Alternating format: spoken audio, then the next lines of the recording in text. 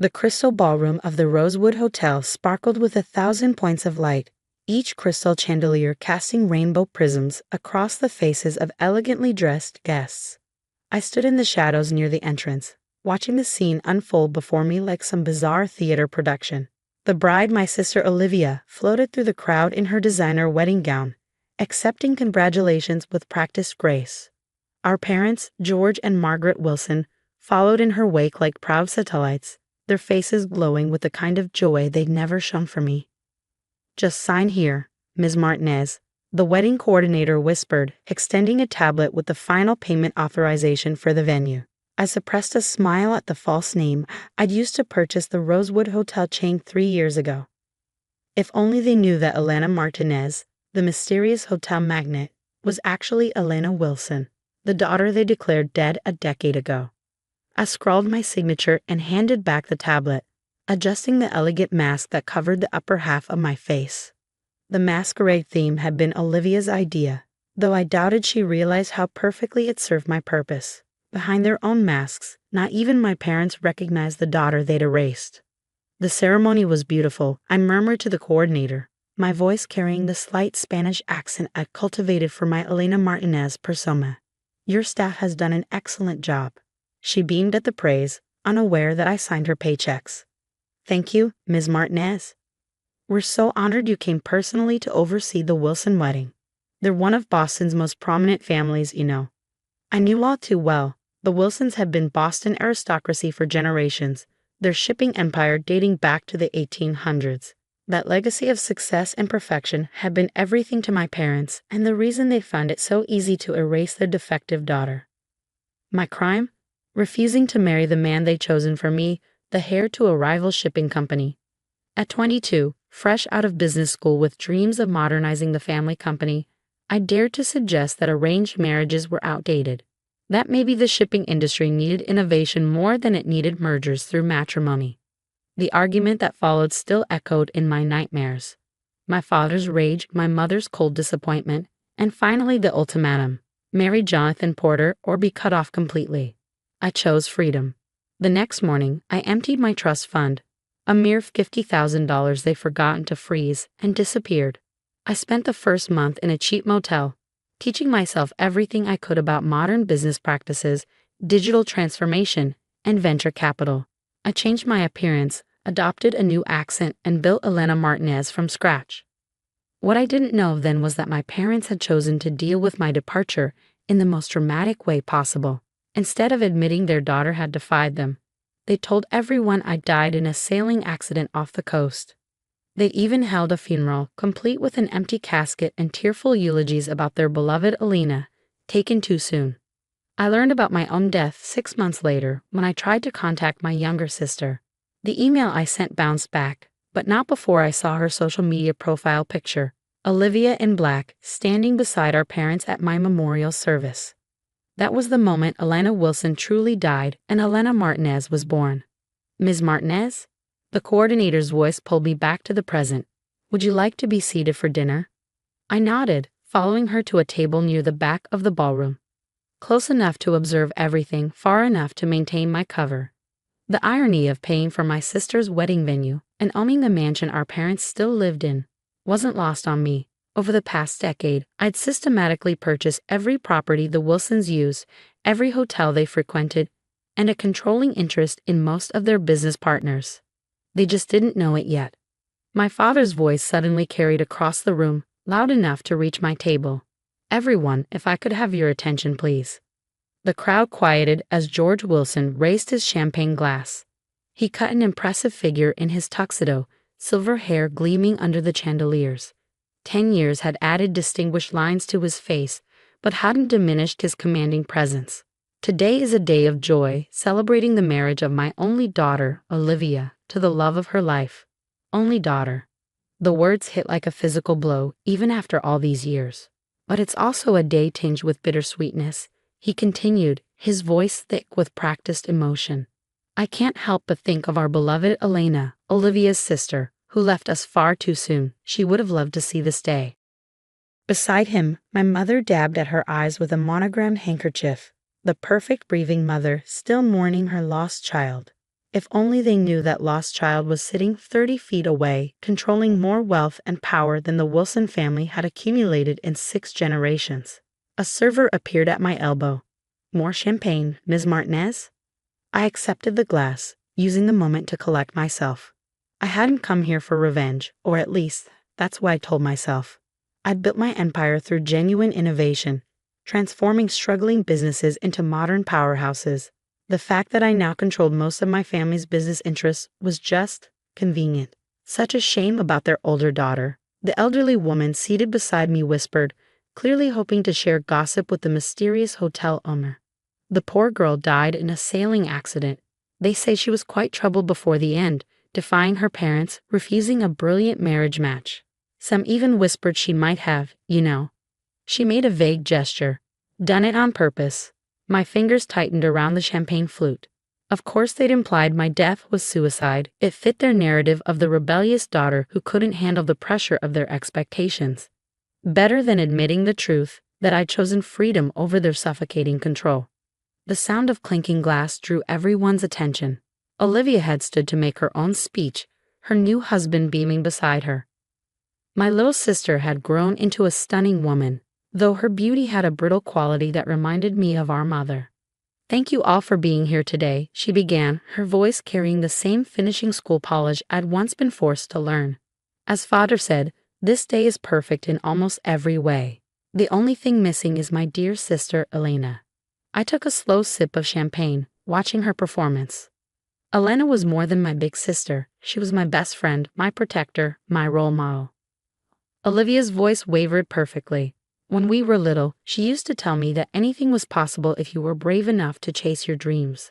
I just wish," she paused for dramatic effect, "I just wish she could see that I finally found my dream." The crowd murmured sympathetically. I fought the urge to laugh. Olivia had been 12 when I left, old enough to understand exactly what our parents had done. She'd chosen their side, happily stepping into the role of perfect only daughter. The sister who'd supposedly been her best friend hadn't even rated a phone call to warn me about my impending death. As dinner was served, I found myself studying the head table. My parents sat there with Olivia and her new husband, along with his equally wealthy family. They looked like something out of a society magazine. Perfectly groomed, perfectly poised, perfectly false. 10 years ago, their perfect facade had crushed me. Now I saw them clearly, small people desperately clinging to outdated power, unaware that the world had changed around them. The shipping industry they dominated for generations was transforming, and they hadn't adapted. Their empire was crumbling, propped up only by the secret investments I'd made through shell companies. "Ms. Martinez?" A man in an expensive suit approached my table. I recognized him as James Porter, my almost father-in-law, though he aged considerably. "I hope you're enjoying the evening. I must say, we were surprised and honored when we heard you'd be attending personally." I smiled behind my mask. "I make it a point to oversee special events at my flagship properties, Mr. Porter, especially for such distinguished families." He preened at the compliment. "Yes, well, the Wilsons and Porters have been pillars of Boston society for generations. Though I must admit, recent years have been challenging." "Oh." I kept my tone merely polite, though I knew exactly how challenging things had been for both families. My companies had slowly acquired controlling interests in their major shipping routes, modernizing operations and squeezing their profit margins. "The industry isn't what it used to be," he said, sighing heavily. "These tech startups, these modern logistics companies, they're disrupting everything. Why, just last month we lost our biggest client to some upstart called Phoenix Maritime." I managed not to smile. Phoenix Maritime was one of my first acquisitions, transformed from a failing local shipper into a digital logistics powerhouse. "Progress can be difficult to navigate," I offered diplomatically. "Progress," he scoffed. "In my day, business was built on relationships, on family connections. Did you know my son was supposed to marry George Wilson's older daughter? Now that would have been a merger worth celebrating. But the girl had other ideas." He shook his head. "Tragic. What happened to her? Though perhaps for the best, given her rebellious nature." The crystal flute in my hand threatened to shatter under my grip. Before I could respond, a commotion at the head table drew everyone's attention.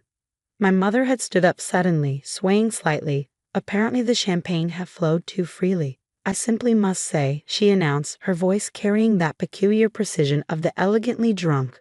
How wonderful it is to see all our dear friends here, especially those who supported us after we lost our Elena. I sat perfectly still, watching the train wreck unfold. Such a difficult time, she continued, dabbing at her eyes. Having to tell everyone that our daughter, that she, well, the shame of it all. But we preserved the family name, didn't we, George?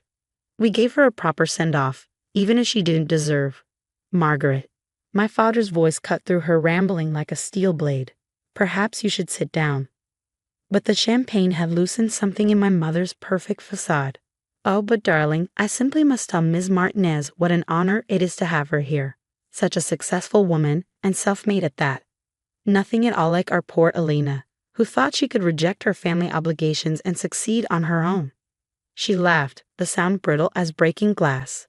As if a Wilson could ever survive without family connections. Why ever she didn't even make it a month before. That's enough. My father stood, his face flushed with anger. Margaret, you're making a scene. The ballroom had gone silent, hundreds of guests watching my mother's meltdown with horrified fascination. Olivia was hiding her face in her hands, her new husband patting her shoulder awkwardly. I stood slowly, my chair scraping against the marble floor. The sound drew my mother's attention, and she focused on me with the unsettling intensity of the truly drunk. Ms. Martinez, she called out, you simply must tell us your secret. How does a woman with no family name, no connections, build such an empire? My Elena thought she could do the same, you know. Thought she was smarter than generations of Wilson business sense. And now she's what, mother? The words left my mouth before I could stop them, my careful accent slipping. My mother froze, something flickering across her face, recognition, impossible as it was. But the moment passed. She blinked at me owlishly, confused by the question from a stranger. My father had reached her by then, taking her arm firmly. I apologize for my wife, he said smoothly, the excitement of the day combined with the memories. Please, everyone, enjoy your dinner. He led my mother away, probably to sleep off the champagne in one of the hotel's luxury suites. Suites I owned, in a hotel I owned, just like I owned the mansion they still lived in and controlling interest in the companies they thought were still theirs. I sank back into my chair, hands trembling slightly. I'd come too close to revealing myself, letting old pain override a decade of careful planning.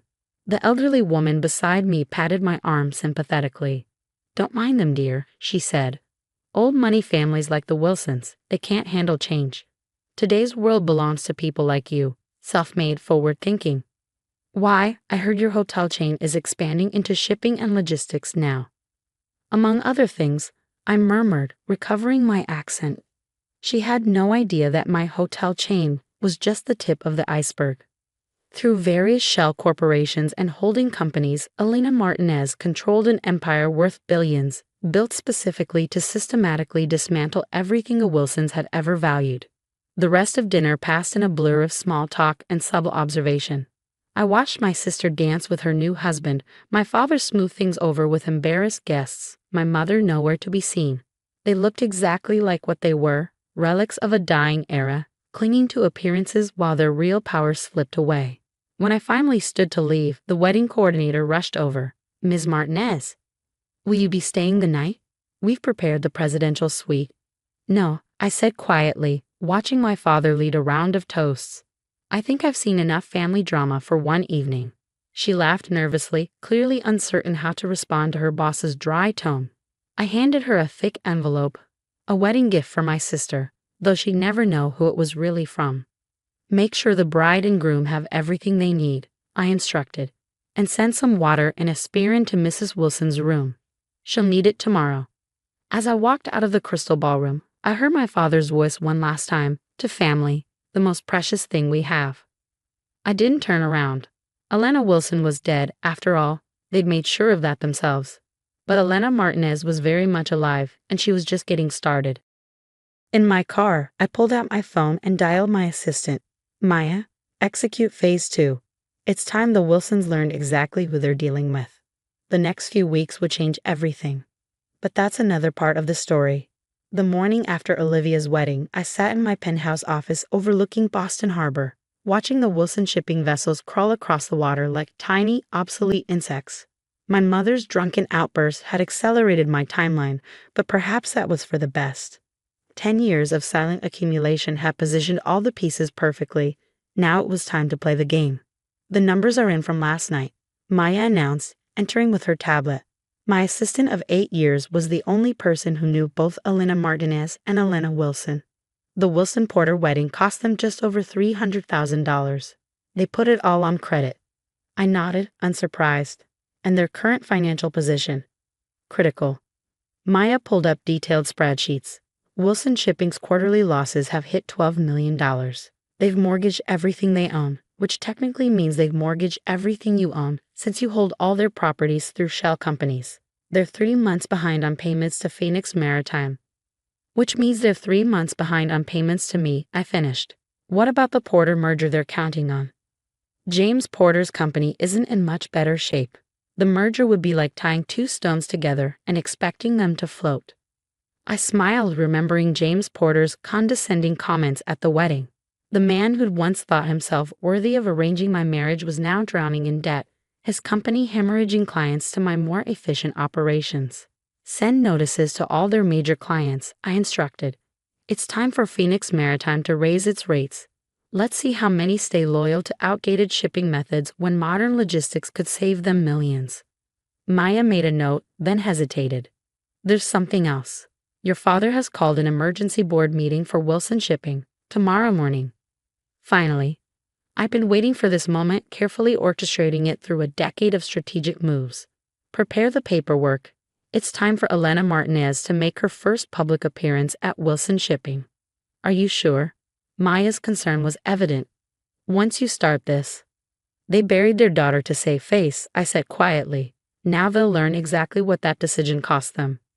The next morning, I dressed with particular care, a blood-red Armani suit that projected power, Louboutin heels that clicked like weapons on marble floors, and a small gold compass pendant that had once belonged to my grandmother. The only Wilson who had truly loved me. The Wilson Shipping headquarters hadn't changed in 10 years. The same imposing granite building, the same brass nameplate declaring founded 1847. The same portrait of my great-grandfather glowering in the lobby. But there was an undercurrent of tension today. Nervous whispers and darting glances as employees noticed my arrival. Ms. Martinez. The receptionist jumped to attention. We weren't expecting. That is, the board meeting is private. Not anymore. I handed her a thick envelope. My credentials. As the majority shareholder of Phoenix Maritime and holder of significant Wilson Shipping debt, I have every right to attend. Her hands shook as she verified the paperwork. I watched her face pale as she realized exactly how much power Elena Martinez wielded. Of course. 14th floor boardroom. The elevator ride gave me a moment to center myself. In my ear, Maya's voice provided updates through a discreet earpiece. All board members present. Your father's trying to push through an emergency restructuring plan. He still thinks he can save the company without outside help. The boardroom doors were heavy oak, stretching from floor to ceiling. I paused for a moment, hearing familiar voices through the wood. Can't accept these terms, my father was saying. Phoenix Maritime is trying to steal our company piece by piece. We don't have a choice, George, another voice responded. We're bleeding clients, our ships are outdated, and this mysterious Elena Martinez owns half the ports we use. I pushed the doors open. The conversation died instantly. 12 men in expensive suits stared at me.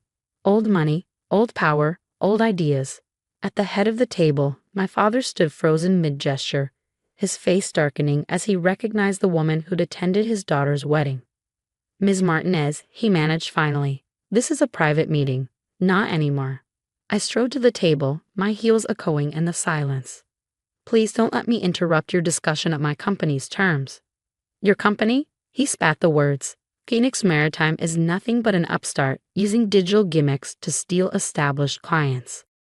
Wilson Shipping has survived for 6 generations, and will survive for precisely 12 more days. I cut in smoothly. Unless you accept the merger terms I'm about to offer. I placed a folder on the table. Inside was the culmination of 10 years' work. Documents proving my ownership of their buildings, their warehouses, their homes. Evidence of their mounting debts, their failed modernization attempts, their desperate efforts to maintain appearances while their empire crumbled. "This is impossible," my father whispered, flipping through pages. "These properties, our house, the hotel chain, all belong to me," I confirmed, "along with controlling interest in most of your remaining clients' companies. Face it, Mr. Wilson, you're not just losing, you've already lost." He slammed the folder down. "Who are you? Some tech billionaire trying to dismantle a legacy business. You have no idea what family tradition means." I felt my carefully constructed mask crack, just a little. Family tradition. I took off my designer sunglasses, meeting his eyes directly. Like the tradition of forcing your children into loveless marriages, or the tradition of declaring them dead when they refuse to comply. The color drained from his face. "No," he whispered. "It's not possible." Elena, one of the older board members, breathed, recognition dawning. "My God, Elena Wilson." I smiled, not pleasantly. "Elena Martinez, actually. I took the name after you killed me. Makes for a better corporate image than being the dead daughter of a failing shipping magnate." Chaos erupted in the boardroom. Board members shouted questions. My father stumbled back into his chair, and somewhere in the building, an emergency alarm began to wail. "Enough." My voice cut through the noise like a whip. "You have exactly 24 hours to accept the merger proposal. If you refuse, I call in all outstanding debts and sell your remaining assets to my subsidiaries. Your choice." I turned to leave, then paused at the door. "Oh, and father, you might want to check on mother. I hear she's still recovering from quite a spectacle at Olivia's wedding." Security guards burst in as I walked out, responding to some panic button my father had probably pressed. I smiled at them as I passed. They worked for me too, though they didn't know it yet. In the elevator, Maya's voice came through my earpiece. "Well, that was dramatic." "They always love theatrics," I replied. "I learned from the best. Your mother's waiting in the lobby." I stiffened. "What?" "She arrived about 5 minutes ago. Looks like she's mostly recovered from the champagne." The elevator doors opened and there she was. Margaret Wilson, Boston society matron. Perfectly coiffed even in the middle of her world collapsing. She stood near the great-grandfather's portrait, and for a moment I saw myself at 18, standing in that same spot while she lectured me about family duty. "Ms. Martinez," she said as I approached, her voice brittle as frozen glass. Or should I say, "Elena will do." I cut her off. "But only in private. Publicly, I'm still very much dead. Your choice, as I recall." She flinched. "We did what we had to do. For the family name." "The family name?" I laughed, the sound echoing off marble walls. "Take a look around, mother. The Wilson name isn't worth the brass it's engraved on. The only thing keeping this company afloat is my money, which makes it my name on the line." "You're enjoying this," she accused. "Destroying everything we built." "No," I stepped closer, close enough to smell her familiar perfume. "I'm saving everything you destroyed. The company will survive, modernize, grow. The Wilson name will continue, just not in Wilson hands." Her perfectly painted lips trembled. We really thought you were dead, poverty-stricken, failed?" I supplied. "You thought your rebellious daughter couldn't possibly succeed without the family's help. That's why you erased me, because the alternative was admitting you might be wrong." A tear slipped down her cheek, carving a path through expensive foundation. "Elena, please. We can fix this. Come home." "I'm not that naive girl anymore." I walked past her toward the entrance. "You have 24 hours to accept the merger. Don't worry, I'll let you keep the house. Consider it a wedding gift to Olivia." Outside, my driver held the car door. Boston's summer sun felt warm on my face, so different from the artificial chill of the Wilson building. I looked back once, seeing my mother's silhouette through the glass doors, small and lost in the lobby of her crumbling empire. Maya was waiting in the car. "Phase 2 complete," she reported. "The board is in chaos, our lawyers are standing by, and rumors already spreading through the financial district. What's our next move?" I checked my phone, seeing dozens of missed calls from my father, from board members, from family friends suddenly realizing who Elena Martinez really was. Let them talk. Let them panic. The next 24 hours would determine the fate of everything they built, and everything I built to replace it. "Now," I said, "we wait, and then we show them exactly what the dead daughter can do." The next phase would change everything. But that's another part of the story. The 24 hours I'd given the Wilson Shipping Board felt like the longest of my life. I spent them in my penthouse office, watching the sun set and rise again over Boston Harbor while my phone lit up with increasingly desperate messages. From my father, "We need to talk.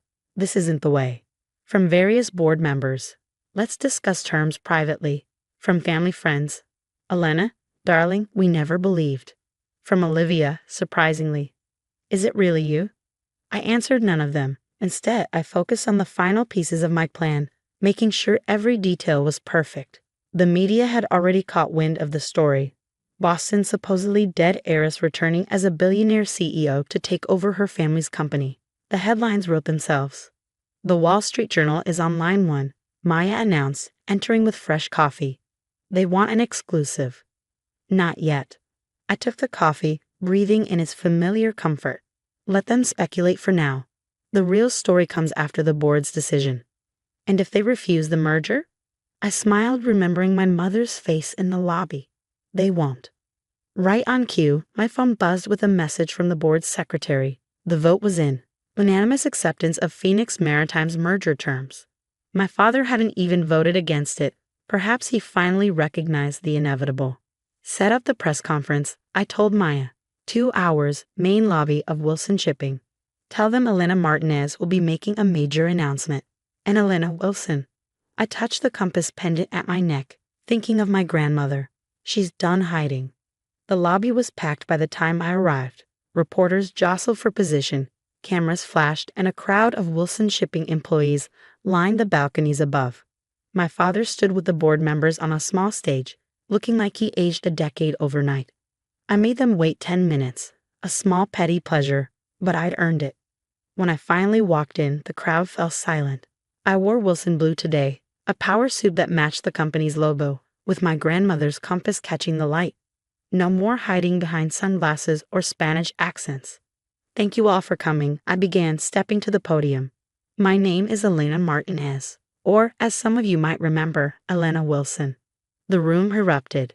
Cameras clicked frantically, reporters shouted questions, and somewhere in the crowd, I heard my mother gasp. I held up a hand for silence. 10 years ago, the Wilson family announced my tragic death, a sailing accident off the coast. The truth is somewhat less dramatic. I simply refused an arranged marriage and left to build my own life. My parents, finding this embarrassing, chose to bury an empty casket rather than admit their daughter had defied them. My father stepped forward, face dark with anger, but security, my security, held him back. In the decades since, I continued. I built what they said was impossible. Phoenix Maritime revolutionized shipping logistics, embracing modern technology while companies like Wilson Shipping clung to outdated methods. We grew rapidly, acquiring ports, properties, and clients, including many former Wilson assets. I turned to face the board members directly. Today, I'm announcing the merger of Wilson Shipping with Phoenix Maritime. The Wilson name will continue, but the company will be completely restructured. All current board members will be retiring with generous compensation packages. More chaos, more shouted questions. I noticed Olivia slip into the back of the room, still in her honeymoon tan, watching with wide eyes. "And now," I said, "I'll take questions.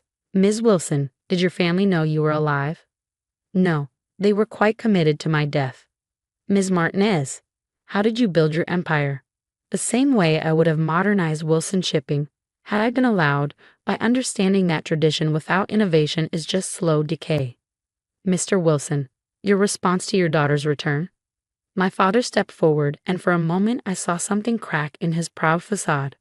"Alana, we thought. You thought I'd fail," I finished for him. "That's the problem, father. You never saw who I really was."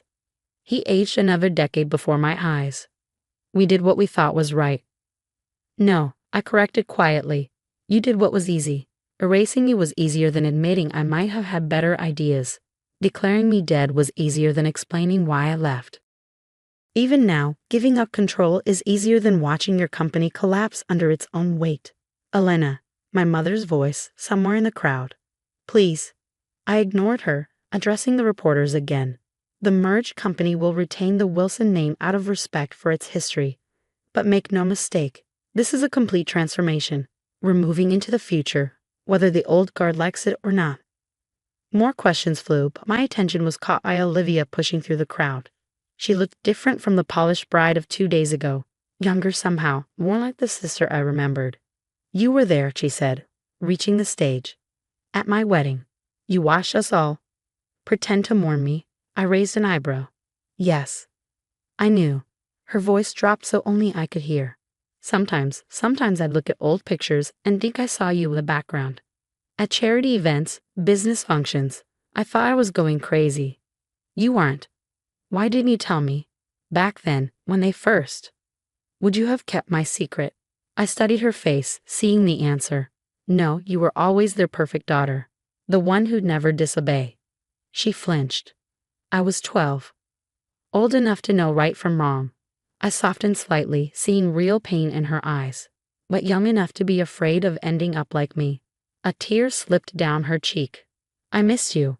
The real you, not the sanitized dead sister they talked about at parties.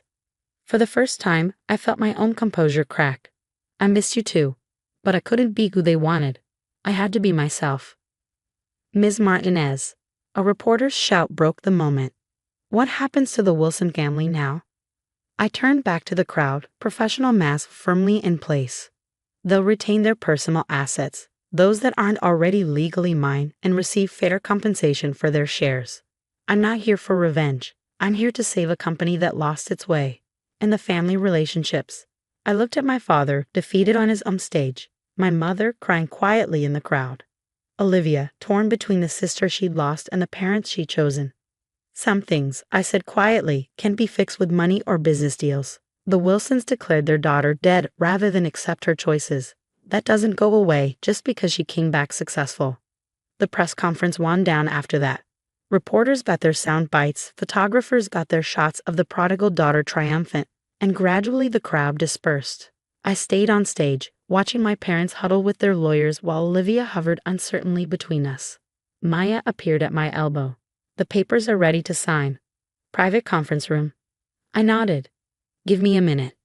When the lobby was almost empty, I walked to where my parents stood.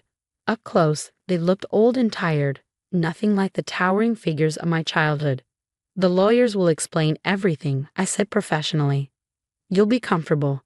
The house is yours for life, the vacation properties too. I'm not interested in leaving you destitute. Just powerless, my father said bitterly. Like you left me? I smiled without warmth. The difference is, I'm giving you a choice.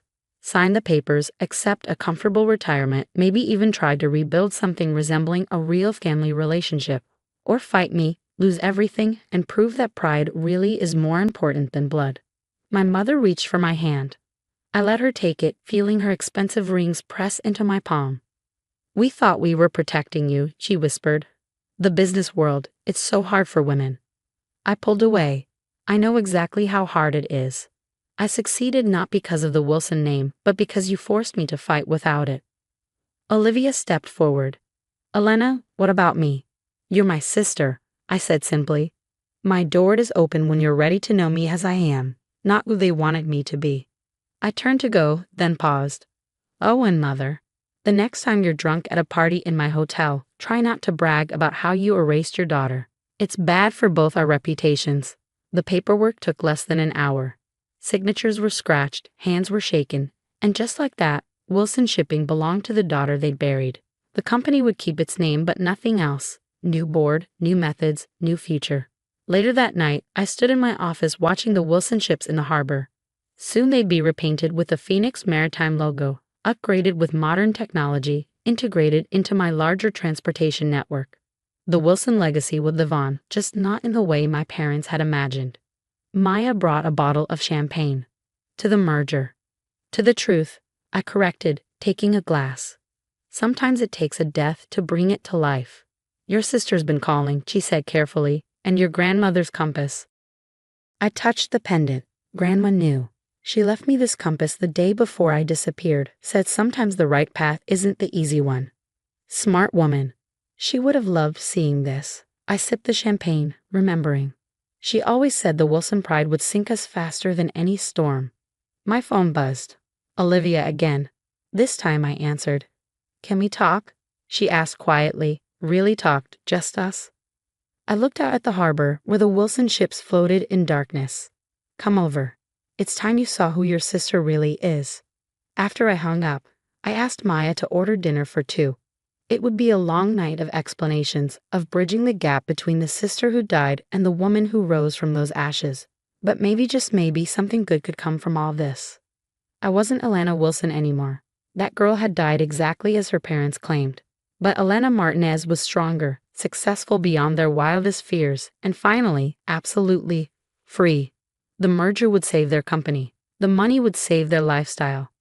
But the truth, that would save me. And in the end, that's what the story was really about. Not revenge, not money, not even family. It was about a girl who had to die to become who she was always meant to be. I raised my glass to the dark harbor. To Alana Wilson, I whispered, "May she rest in peace." Then I turned away from the window and went to meet my sister, ready to begin whatever came next.